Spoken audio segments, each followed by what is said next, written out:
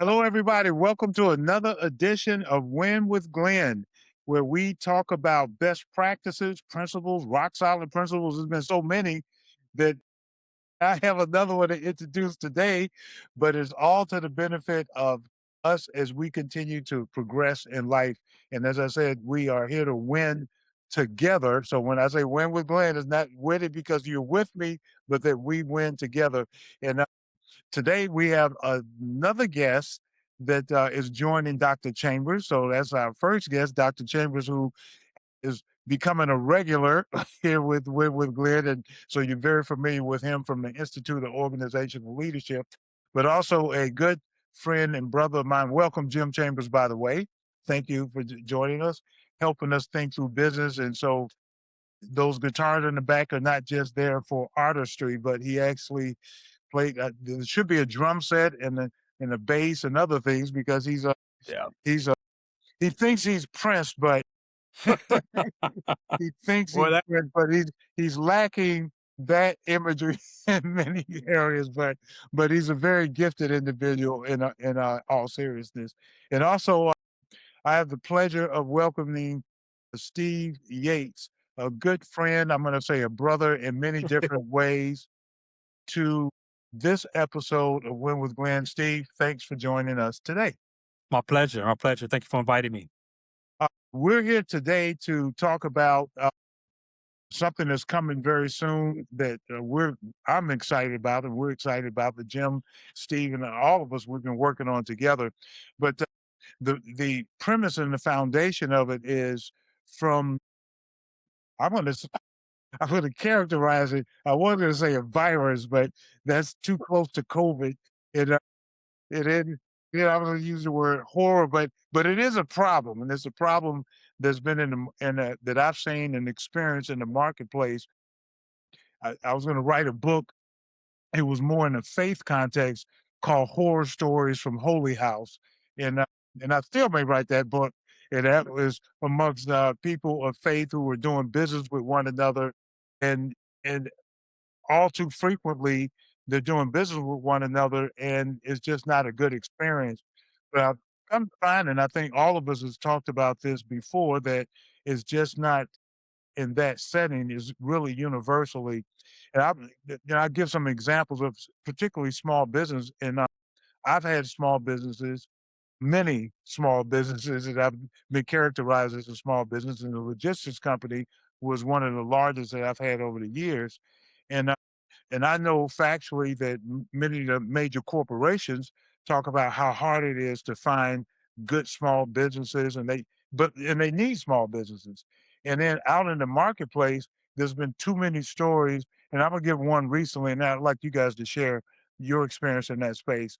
Recently, I was speaking to a good friend of mine, and they were just started their business, and so they were hungry for business, and then they had somebody else that showed up and said, "Hey, I have an opportunity for you." And so they took on that business and they handled everything, and they actually invited friends and family to help them do everything that needs to be done. And then after everything was done, it was time to be paid, and the person that bought the business was nowhere to be found. And literally, I was talking to them, and they said, "Well, I'm going to go over and see if I can talk to them and get a check." And she came to the front door, and the person wouldn't even let them in the office to. And then she started hearing, well, so and so's traveling, and they're out of town, and accounting can't help you. And so she ended up, I'm reminded, started a business, needed business, took on business, called herself helping somebody, did everything they were supposed to do, invited family members, friends, other vendors to help, and now she's not being paid. And so she's left there holding the bag, literally in tears, talking about, "Yeah, I don't know if I can pay my mortgage. I have to let people go." And so her last resort was, I'm going to now call up the customer who actually gave the other people the business. And so she called them up, and then this major corporation said, "That's why we don't like doing business with small businesses. because they're unstable and this is what they're doing. And this story has been told, and I've experienced this, Steve and Jim, again and again and again in the marketplace about small business doing business with small business, or small business doing business with mid-sized business. And then the main corporations are saying, we just can't trust them. Now they've been vetted. They've gone through P&Ls and looked at profit and loss statements, but this is going on in the marketplace all of the time. And it's hurt me. And we've written off thousands and probably hundreds of thousands of dollars of invoices over the years because people have come and gone. And frankly, at the end of the day, I was saying, you know what? I just got burned again, Mhm. and I've been burned Right. again. And then I talked to other people, and then they said they've been burned. And I get text messages. I just don't like being out in the marketplace. So I've gone from I don't want to work for the man anymore. I'm going to start my own business, and I got this great dream. And now I'm not out. I'm out in the marketplace, and it's like the wild, wild west at best. It's a it's a jungle. It's it's a Right. jungle, and and if it wasn't for I have no idea what it is, but I'm trying to figure out not only how did I make it, and in some cases I'm asking, why did I Right. continue on? What is Right. wrong with you? Why are you out here? Let me go get a job. Right. It's for the very thing that I left, Yeah, a lot of we people went say we that. Do I come need to right just get a back to. I said, what in something the word that movie Help Me, Jim and Steve. It's a mad, mad, mad world It's not for the faint of heart, Glenn. for It's not for the small. faint of heart. I assure them. So that's kind of before we get into everything else, that's been a little bit of my experience, and it's real though. My experience of 20, 25 years of being an entrepreneur, actually more than that. Jim and Steve, I know you also have colorful stories to tell. So give our audience a little bit of your experience in this space as well. I'll let Jim go, and I'll follow back to him.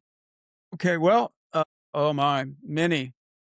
The whole idea, back a number of years ago when the Institute started, someone gave me a book by Michael Gerber called The E-Myth. And it was great because in this book, Gerber talks about the fact that, let's say you're a carpenter and you're a really good carpenter and you work for this company that builds houses.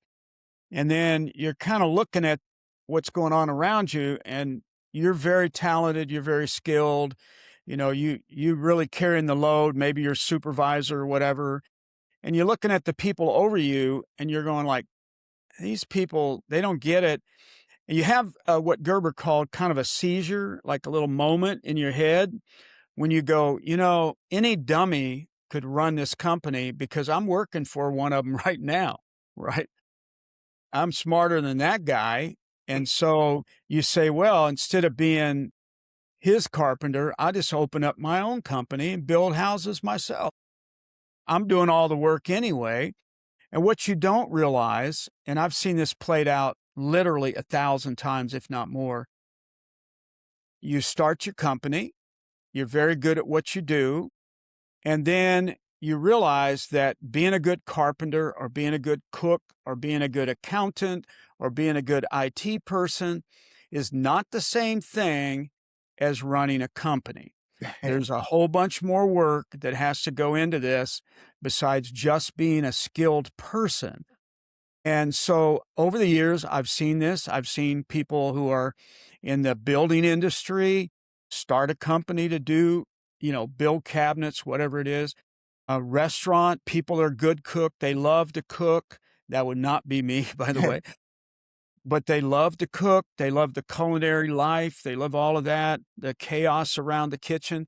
And then they start a restaurant and then they call me and say, I need out of here. I need to sell this. I don't want to go back being a chef again. Having a job was a blessing. Owning this restaurant is going to kill me. That's right. I've just seen it over and over and over again. And I'm not complaining because my business for many years was to go in and help resolve this. but it's that very idea of the knowledge, skills, attitudes, and habits that it takes to be a good technical person, a cook, a carpenter, a pilot, whatever, is not the same thing as being a business owner. That's my point. Yeah, and the in that regard, I was reminded of something that you were sharing, and then people could say, "Well, I just got so much overhead. I got so much overhead." And in the case that you just described, we have to tell a person, "You're over your head." Right, right. You know what I mean? Literally. On day one, Yeah, yeah. yeah, you just because, and it is from the E-Myth, and, that book is one that I treasure, that just because you can do something well does not mean that you can run or should run and or manage a business. And and we'll talk about why we're here, but Steve, you're smiling, you're laughing, you and I talk about some of the wounds. It actually, you and I met in a setting in years and years ago where I had a incubator and all that type of stuff, and that's where you and I met. And I knew you've been in that space, and you have some scars and bumps as well. But give us a, give us a story or two that you have seen in the marketplace that you've heard where corporations have said no. We give us a story or two.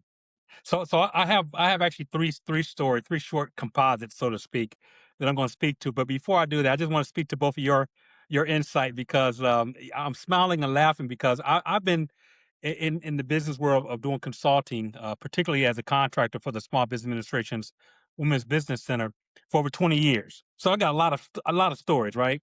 And I'm going to bring up a few of them. But one of the things that is common is people thinking, should I just go back and get a job? Right, right.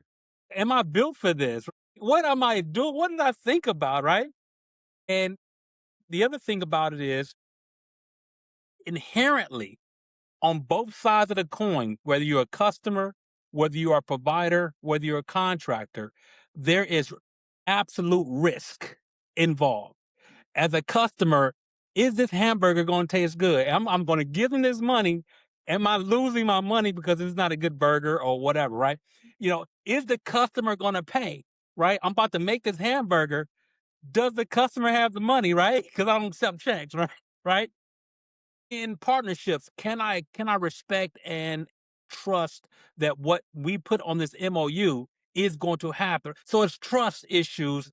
And the name of my company, my consultancy is Heroes International, which stands for having everyone receive and offered excellent service, right? But what I tell people is I'm not the hero when I'm talking to them about their business. You're the hero.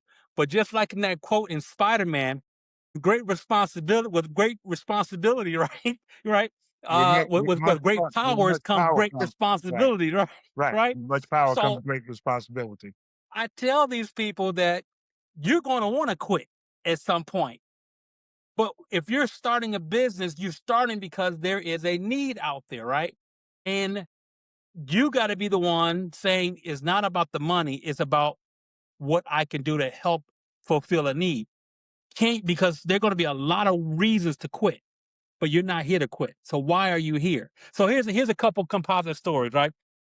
And I say this, and again, I think Jim is gonna really like this because he and I kind of talked about this earlier. So a lot of folks want to start businesses, but the goal that I tell them is, can you leave the business and the business still operate without you, right? So there's stories about the business that essentially couldn't function without an owner. So I met owners, I meet owners all the time, and they proudly, one particular one proudly tells me that my phone never stops ringing, right? My phone never stops ringing, Steve. And at first it sounds like success, doesn't it? Well, but I realize that if they got to make every decision in their business, every customer issue they got to handle, every employer question they got to deal with, every vendor problem goes through them, that ultimately they hadn't really built a business. You know, he had a job, he had built a job for himself, Right, right? right. With a lot of people problems. Yep. And so it's situations like that shows you that there is a system problem, right? And so we want to make sure that from hero standpoint, consultant standpoint, for the standpoint of IBS, Impossible Business Solutions, that when people find themselves uniquely in that situation, that there has to be a transitional from them being indispensable to their business and their organization to create an organization that's capable, So right? one, you're telling me that you got individuals who they left the job and now all they have is a job. Mhm. A worse job. Yeah, Right. is that in this regard, now you really are the man and the buck stops with you, but that's not what you really want. So give me the other two real quick. Real quick, so the other one is let's say a corporation tells you no. So let's say there's a small business that loses an opportunity, and maybe not because they're lacking talent. Maybe it's because they couldn't answer basic questions about their operation, about their financials. You look at Shark Tank. 97 to 90% of the businesses that get funded in Shark Tank is because they were able to articulate and answer a financial answer and answer to their operations. So a lot of corporations, they wasn't questioning the product of these small businesses. They was questioning whether or not they could consistently deliver trust, right? Trust again. Can they consistently deliver? And entrepreneurs, they often are selling a great idea, but they're not understanding that corporations are buying confidence, they're buying reliability, and they're reducing risk. Okay. So that's the other thing why corporations say no. And so again, IBS want to bridge that. We want to make sure that the gap that's between what the corporations potential is and how they're optimistic and how they're excited versus the reality that it's a risk perception from the corporation saying yes versus them saying no. So the last one is probably my favorite one. This is about the contract that nearly broke the company, right? So everybody wants the big contract, right? They want this big corporation, and so, and we've heard this time and time again. I've seen companies spend years trying to land major corporate client or corporate contract. And they finally get the big call and they're excited, that they've been dreaming about this call. And so everyone celebrates this opportunity that they think they made it. But what happens is a few months, they start seeing that they're struggling, right? The capacity wasn't what they thought it was going to be. They didn't have the documents processes. They didn't have the inventory properly aligned and communication just breaks down. And so, cost flow becomes a problem, and people spend money long before they got it. And can they wait to get paid? And so the opportunity didn't destroy the business. The opportunity didn't destroy it, but it did expose weaknesses that were already there. And so what we realize is that growth isn't the goal, readiness is. Right. Right. And so IBS, again, bridging that idea that it's not about the growth, it's about being ready. It's exactly why we exist. And so we help here to help businesses become enterprise ready. This is a quote that Glenn and I really lean into, right? And is that we exist to help businesses become enterprise ready before opportunity exposes what they're really aren't ready for. Right. Well, you give it as a mouthful. And let me, for the audience, so as Steve has mentioned IBS, so because of what's going on in the marketplace and what's not happening in the marketplace, and the focus was really toward how can we address what has not, I'm not going to say the elephant in the room, but things that typically are not being addressed in the marketplace. And so I said, man, this almost seemed like it's impossible. And so that's where this company that was founded by myself called Impossible Business Solutions, and that Steve has mentioned and Jim a couple of times, IBS. We have all these acronyms going around, so I have to. We got IOL, ERO, but but I want the audience to know that the three of us are here today to talk about something that's coming very soon in the context of, and I love the name because it seems impossible. And so we say, well, it's Impossible Business Solutions, and it's really geared toward taking a look at the non-traditional things that we typically, as organizations and even individuals, look at. We typically look at the metrics, we look at P&Ls, how long a company has been in business, what's your cash flow, and the majority of the companies I've worked with, and Jim, I know this to be true with yourself that you've helped, and Steve that you work with, those are the metrics or the KPIs, the key performance indicators that people are looking at. And yet those stories are are unfolding even as we speak, of where companies are doing business with other companies and the outcome is not what was intended. People are not. Steve mentioned that, and even you, Jim, when you mentioned an entrepreneur email, that I'm in business, and most people, when I ask them, well, why are you in business? Well, I do this well. That's not why you should be in business. No. I don't want to work for the man. And so it's all over the board of why people are in business. But Steve mentioned it, and Jim, we've talked about this years ago. And businesses exist for one purpose and one purpose only. And people, they even say, "Well, it's to make a profit." I said, "Yeah, I know that's a subplot, but it's basic, fundamental supply and demand. Is to meet a need. If you're not meeting a need, I don't care what it is that you're doing, how good you at it. If it's not to meet a need, then you're there for the wrong reason." And so with that fundamental concept in place, gentlemen, I want us to talk about what Impossible Business Solutions. I'm excited because I said this is the secret sauce, and it is, we live on. I sit at certain tables. We talk about gray hair and wisdom, and so you can't tell with Henderson because I don't have any hair. I I let think Jim I let Jim represent the gray. yeah, when Glenn and I And I started got a little working, coming in here too. yeah, I see that gray coming. I didn't realize that my beard is all gray. You know, you don't want to see it. Well, Well, the marketplace. So the marketplace used to be these giant corporations dominated everything.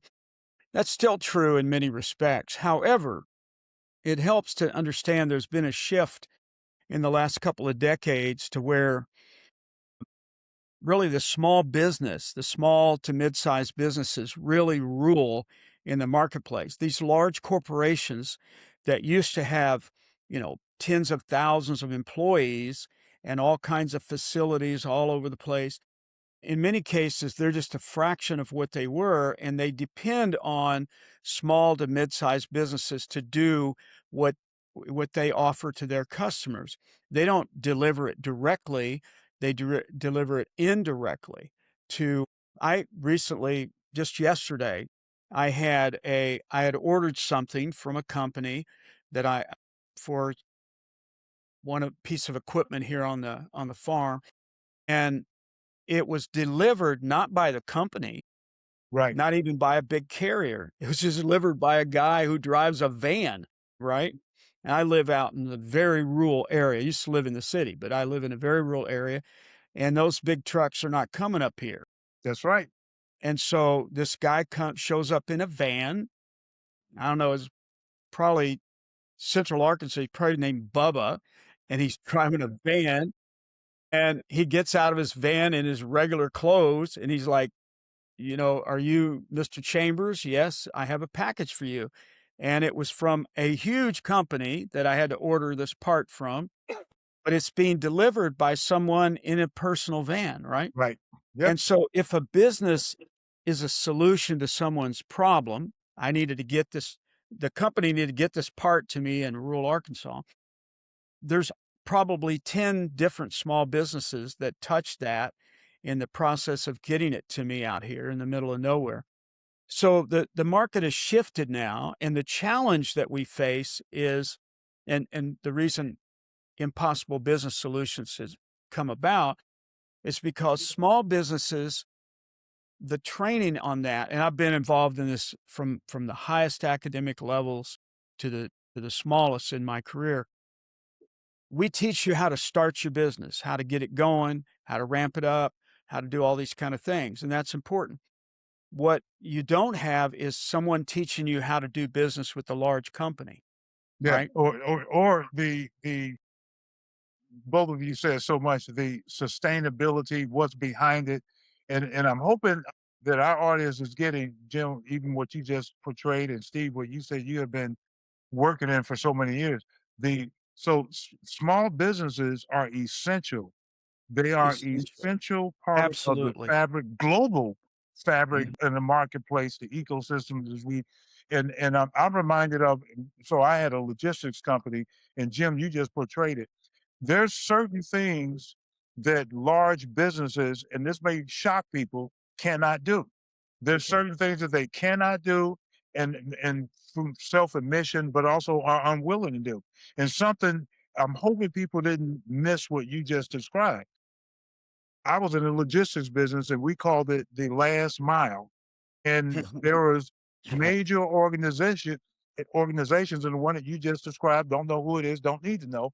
And they just basically said, we're not going, we're not going to do, we're not designed, we're too big to service the last mile. That is Right. going that 1 mile to your house, drive it up the driveway, It actually is 1 mile having from to the highway. stay, they could be having a stairmaster to deliver a refrigerator, open the box, put the box up, remove all.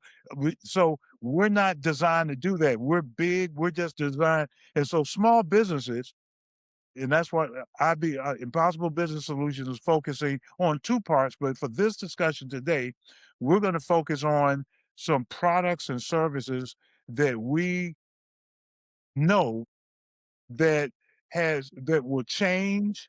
And this is what I was mentioning about the gray hair. If I only knew to back then what I now know today, it would have changed everything, because what they told me back then is, well, Glenn, you get your P&L in order, make sure that you have X amount of years, you have to have this and that.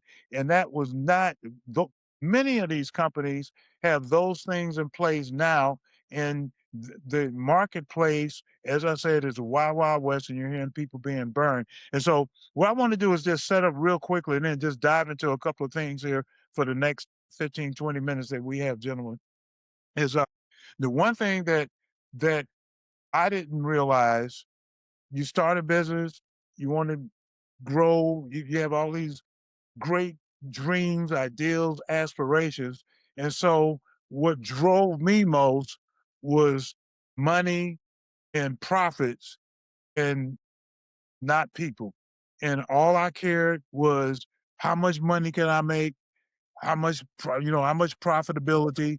And what I didn't realize is the criticality of the need and care as it relates to people. And the first person I had to start with was myself, being ready.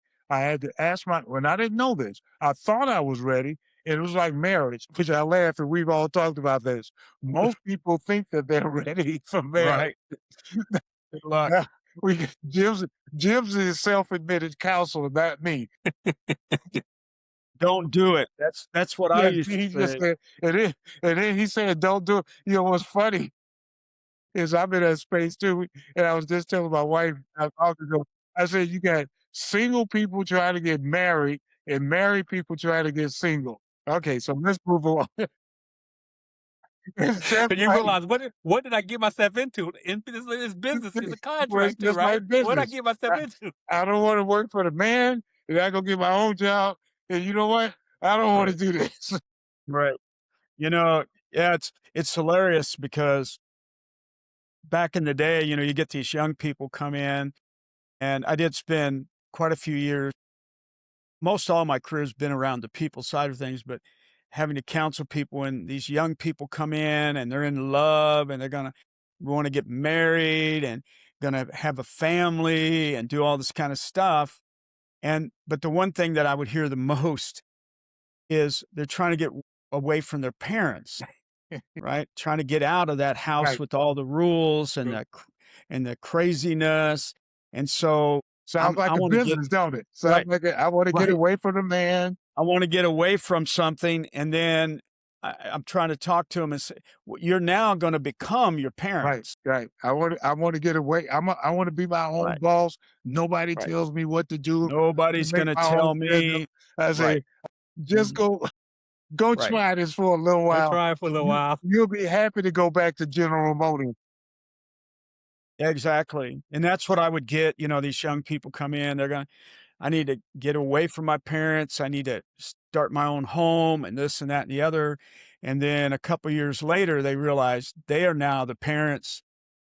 Right. You are the man That's now, right. and especially with men, that was kind of my thing. I was dealing with the men side of it. They want to get away from somebody telling them what to do and how to do it. And I'm not cleaning my room just because somebody tells me to, whatever. But yeah, it's going to be way more restrictive than you have any idea. Now you have to get up and go to That's work. right. That's right. Now You that's have right. to. You are the man and the buck stops. So the thing that Impossible Business Solutions, the first focus for our small business community, which is many of you out there, micro businesses, small businesses, mid-sized businesses, is really to take a look first and ask, are you ready? And so we're going to be talking about, and we'll do that here in a minute. But it's focusing on, are you ready?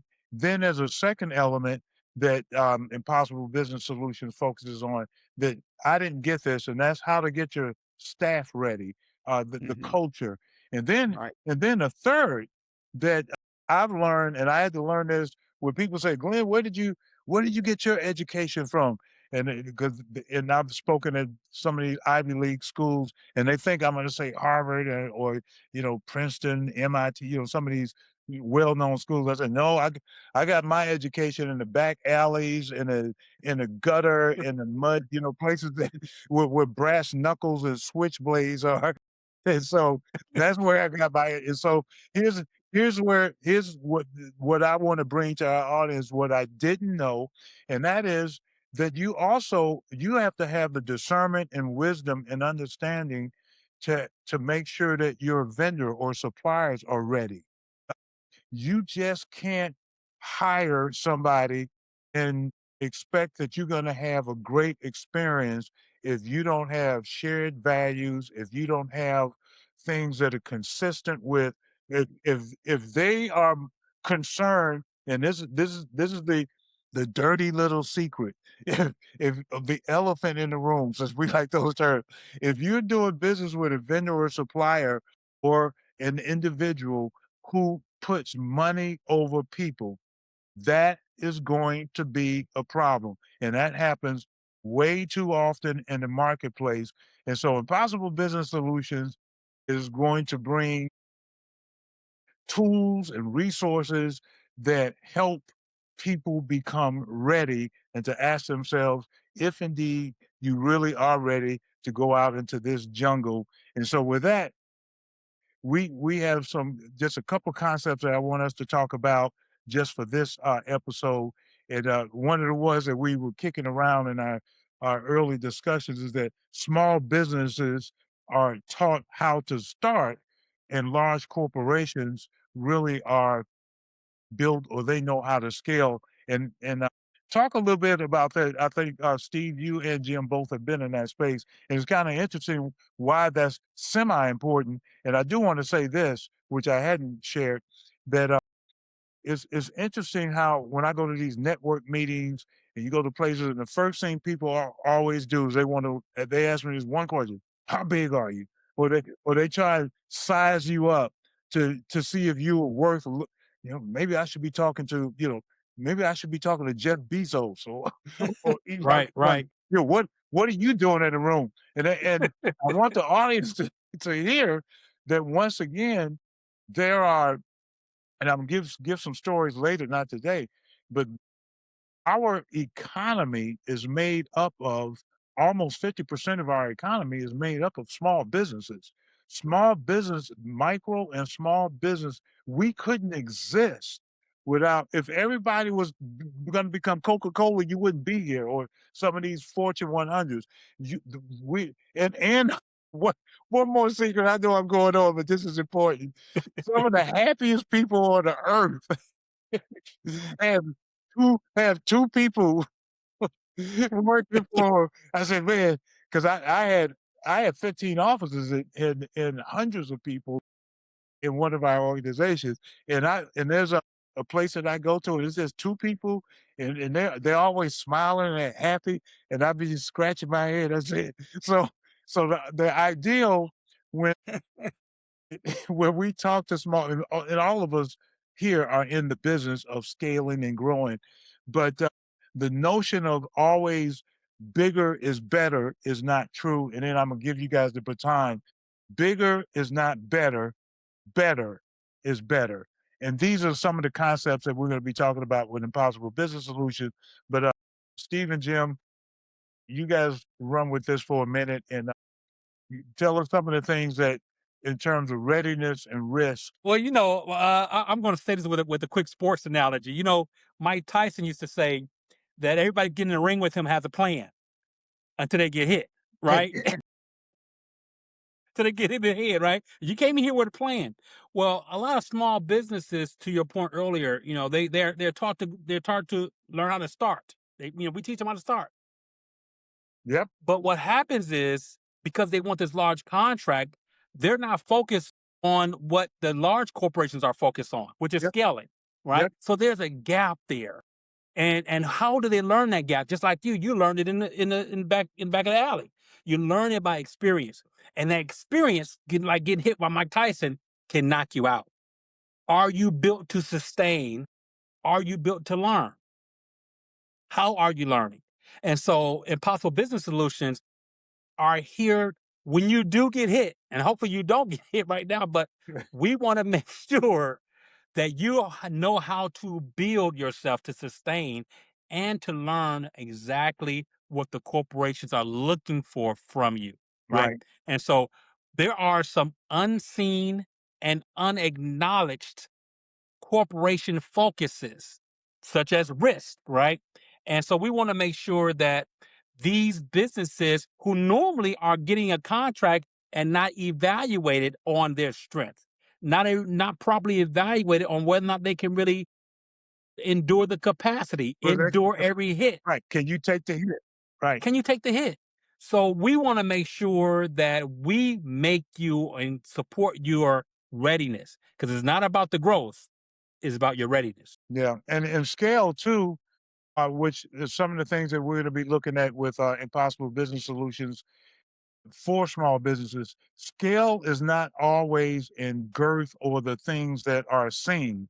There's, and even as you mentioned, Stephen, and frankly, scale is first founded upon the unseen things. If I had have known once again when I started, and I've started many businesses, and if I had have truly understood what is behind, what is necessary to start those businesses for them to be sustainable, to thrive during difficult and hard times.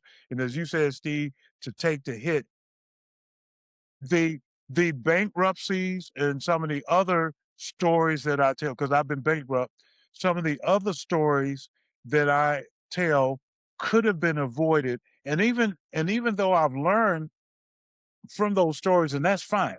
And I'm here, I took one for the team. So Right, right. everybody, I took one for the team. But here's the news that is not good about me taking one for the team.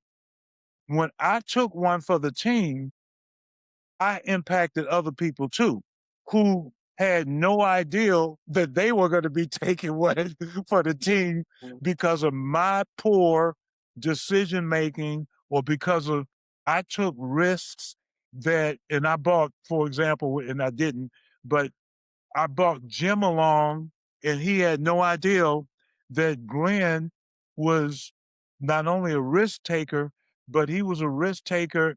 He was an uninformed risk taker, that he was making decisions just because he was trying to get money, or he had no care and concern for people, and he was shielded from that. And so that's what's going on in our world, in the business community.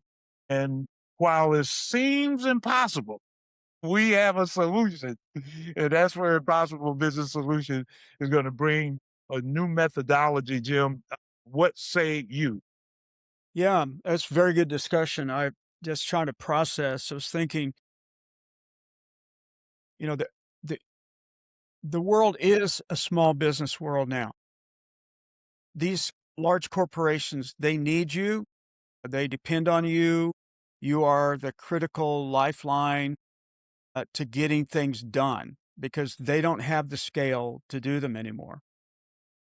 So it's important to understand your readiness, because if you get a contract with a company and you can't deliver, I've seen this so many times. I success is what puts you out of business. You don't think so, but I often tell people, don't go into restaurant business. It's horrible because you got customers and they're going to Yeah, flood the place. who wants a customer?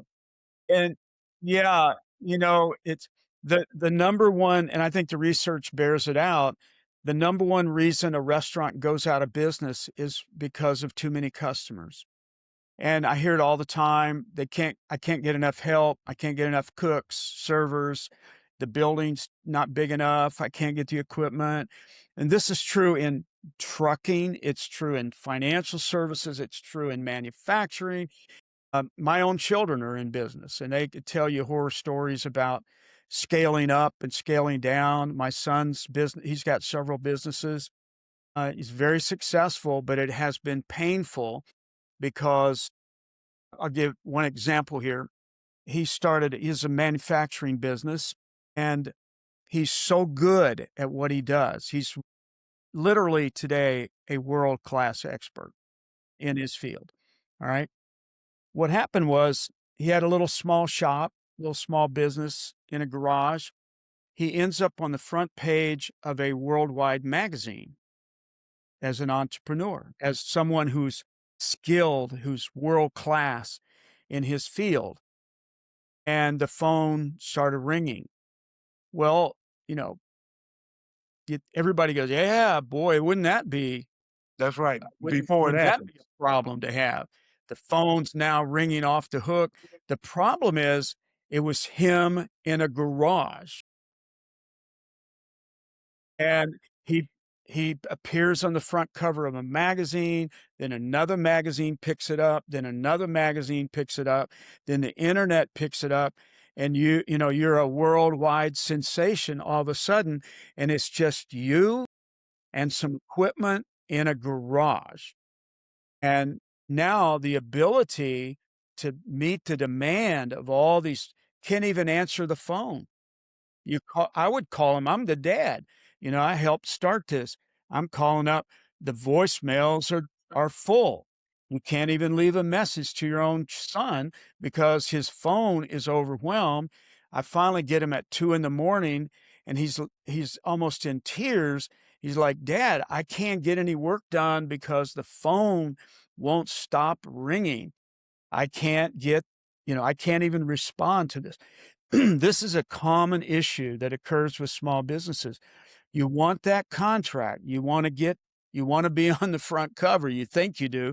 And then when you get it, and I know in his case, he almost went out of business before he got into business because of too much success. I give you one example that happened to me. And this is when Glenn and I working together. I get a phone call from the United States Navy. And they're like, we need you to fly up to Virginia ASAP. We have a big project with the nuclear Navy, and you have been tagged with the guy to solve the problem. We only had like 4 or 5 people in the office at the time. One of them's me, one of them's my wife, one of them's a friend who's helping out, volunteering. And all of a sudden, I'm being asked to provide a proposal to the nuclear navy, the people who build, maintain, and service our nuclear warships. And I'm like, okay, not sure we could scale up for that in a little tiny office. And yet you don't want to leave that opportunity on the table. You don't want to say, I'm not your guy. But at the same time, reality sets in while I'm on the plane to Virginia to meet with the admiral. I'm thinking, you know, it's just me and a couple of people at the office. That's what we have. And that'll put you out of business in a heartbeat. I did not have at the time the solutions that Impossible Business Solutions has now. I did have Glenn Henderson as a friend and a couple other people who helped me figure out how to scale up, right? Right. But it's the perfect example of success without the proper readiness, without the proper help in the background. Success is going to put you out of business in a heartbeat. Yeah, you Right. just yeah, I was gonna say, Jim, you just told the story of my what was the precursor to my first bankruptcy, and we had a lot of business, and we wasn't ready for it. We had exactly what everybody prays, hope for, and dreams about. I'm gonna start a business, and I'm gonna be successful, and everybody's gonna love me. Mm, And it was the reality of that, the manifestation actually resulted in our bankruptcy. And this is sort of leading us to answer, because we're just going to do 3 questions today. And the first one was, how do so many businesses fail when opportunity finally arrives? And I have to raise my hand, and I have yeah, to be one of the yeah, first me people to too. speak, Yeah. as so did you. But Steve, to speak about that, and then we'll go to the second question in a minute. But the this also answers something that most people don't contemplate, and is almost universally stated, and is actually taken from. I'm gonna have to tell people where it's come from. It's actually taken from the Bible, where there's a statement that says, "Money solves all things." Well, people think money solves, and now that's Henderson paraphrasing, and that's found in Ecclesiastes, where money solves all things. And what I hear 9 times out of 10, so way too often, well, I got to raise more money. Well, if I could just get a loan, or if I can go get a line of credit, I got to raise more money. I need an angel investor. No, you don't. No, Impossible Business Solution is going to teach you and tell you how you can be ready and how to get ready and how to be Right. prepared versus, because I want to see that marriage saved, a house not mortgaged and lost, another line of credit that went defunct, or you borrowed money and you can't pay it back, and those are whole different subjects and topics. But Steve, real quick, tell us, and I only say Ye- real quick because I'm Yeah, the two yeah. for, and we kind of already tackled the why do so many businesses fail when opportunity finally arrives, and then we'll go to question 2 and 3. So I love this question. It's probably the most important, I think, question to really ascertain and think about and support for Impossible Business Solutions, because you do have to be careful about what you request in terms of the type of contracts. I remember one pastor told he told a crowd once, "Be careful what you pray for." Right? You got to be really careful, Might get it. because you might get it. You might get what you pray for. So I love the story that Jim came up with regarding his son. The thing about we learn about growth. Right? You get this good contract. Growth in and of itself doesn't create the problem. It exposes it. It exposes you, right? Am I really ready? Was your son ready for all of that exposure? And now he can't even do the job because he got all these calls coming through, right? And so I think it's important for the listeners to understand that, yes, you more likely than not will get an opportunity. are you ready for what that opportunity is going to expose of your business? Right. And you want it. Right. So we want to make sure from the standpoint that you understand all, not only all the recipe that you got to have to grow this business, but when are you going to put the different ingredients into your business so that it flows and it can work with the contracts that you're looking to get and the customers that you're No, looking to that's a get. great segue, Steve. As we're talking about readiness, technology is not ready because it's, Yeah. our audience needs to be a little patient with us because there's a little bit of delay in the technology. But that's a great segue into the second question, which is why do which people now I've done business with Fortune 500, Fortune 100 companies. That was our primary focus, and and it took me a while, once again, being in the alleys and using it as an allegory and in the dark lit streets and all the other obscure places to learn this.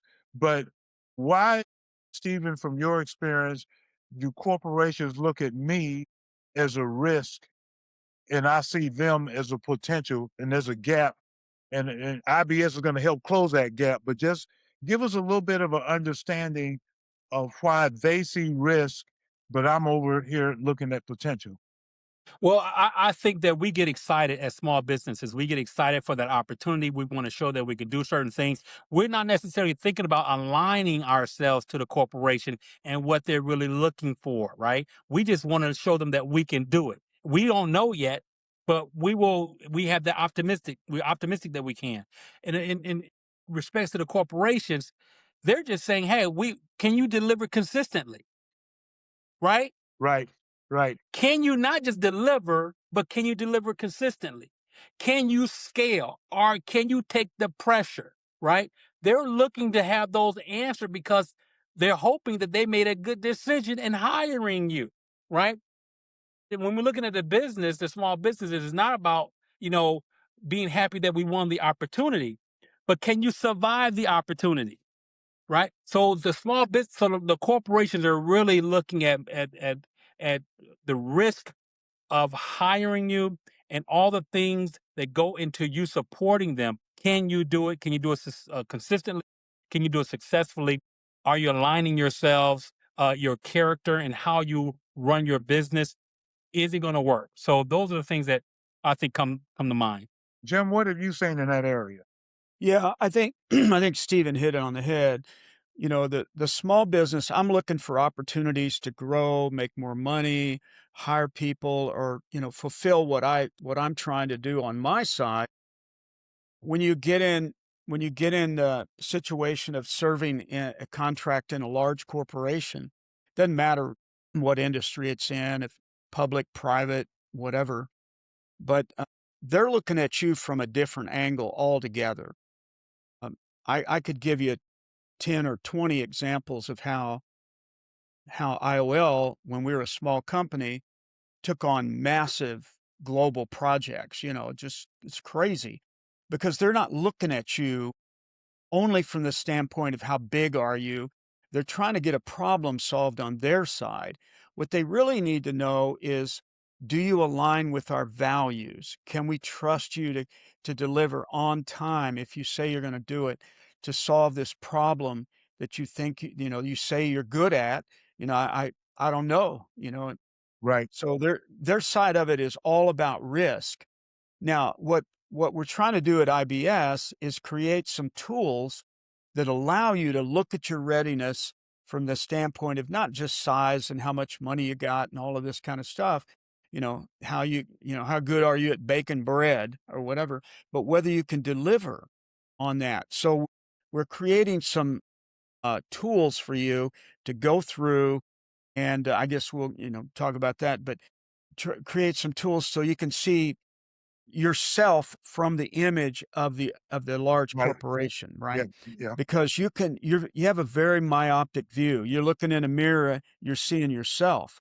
They're looking over here at you, looking at you from a different point of view. There's a tool we have in psychology and social psychology. It's the Johari window. It allows you to see your blind spots, right? your spouse, for example, sees you, you know, from a different angle. We don't see ourselves from a 360-degree angle. These large corporations, if they're going to take a risk and give you a contract, they want to know you're going to be able to do what you say you're going to do, because they're putting themselves on the line Right. by using Right. a small business. Right. Very important to do an assessment. And that's the three of us have been working on this for a long time now. Yeah. We And want you to be successful. it's not just the large corporations, though that's the genesis of why the Impossible Business Solution is in Yeah, right. there is to help small businesses position themselves, but it's also doing peer business amongst Yeah, peers. And I vendor to was vendor. reminded, yeah, Right. and I was reminded, we're actually, guys, and I appreciate your time for this podcast. We're not going to do question 3 because we're coming up to the stop, but we're going to wrap this up. I was reminded of an image that both of you gave, and that is, as a small business, I'm just there trying to get business. I want your business. I want your business. And then and behind it, and these are the things we're going to be taking a look at in Possible Business Solutions. What I want your business, really behind it, is I need your business. So and because I need, not need because I'm trying to meet a need, but I need because I need the revenue, the money, et cetera. Now I'm willing to do anything, and then anything becomes risk. And then the large corporation is looking at me saying, "Well, you know, are you a solution? They need solutions. Are you a true solution?" And I'm sitting there just saying, "I need some business." And so there's a gap, and I'm trying to help folks clean that gap. And I was reminded of these major corporations, and I want everybody to hear this. These Fortune 100, Fortune 500 companies didn't get big by doing things wrong. I'm gonna say that again. They Mhm. didn't get big, or let me do it this way, because people, Jim, you will like this imagery. Perhaps Steve, you'll grab hold of it. I know Jim will because he's a fisherman. I remember, I would tell this story, we're gonna wrap this up. I remember I was at the Lake of the Ozarks years and years and years ago. And Regina and my wife, we were out on a boat, and all these fish, these giant fish was all around our boat. And we're fishing and fishing and fishing. And we, not one of them bit what we were putting down there. And then I got this big epiphany, and these fish said, "You don't think we got this big by biting every hook that came in the water to we?" And I said, you know, that's a good imagery for us in Right. business Exactly. is, you know, you can't just be out there biting Right. everything that's coming your way. And You can't. any of it, you guys have been great. We are almost done with our time here for our first podcast. There will be many. I'm just really excited for everyone here to Stephen Yates, Jim Chambers have joined me as we are just thrilled with, we believe is a game changer of Impossible Business Solution, where you're going to have resources and tools. We're not going to tell you exactly what they all are now, but they're in place. So soon, coming within the next 30 days or so, that you can find out. You can think you know, now you can know. You can Mhm. confirm that you know, and then if you don't know, how to get ready, regardless of where you are on the spectrum.